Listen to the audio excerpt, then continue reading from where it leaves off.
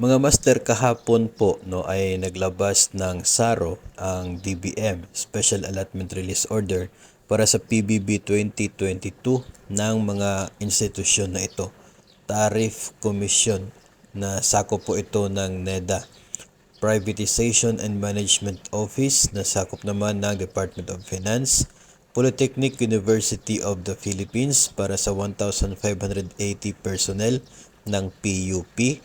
Sakop ito ng mga state universities and colleges ng bansa.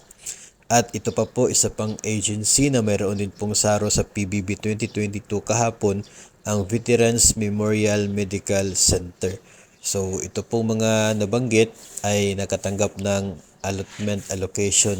allocation release order kahapon. So expected na papalapit na po, paparating ang PBB 2022 nila. Samantala yung other agencies naman ay patuloy pa rin po nating hinihintay at minomonitor ang releases ng DBM. Mga malalaking agencies po tulad ng DepEd at maging ng mga uniform personnel ay hindi pa po nabigyan ng SARO para sa PBB 2022 nila. Kaya abangan po natin sa mga susunod na mga araw, baka sakali po na mayroong pong mauuna. At just make sure na kayo po ay nakasubaybay dito po sa ating social media accounts para updated sa mga susunod na SARO releases ng DBM para sa PBB 2022.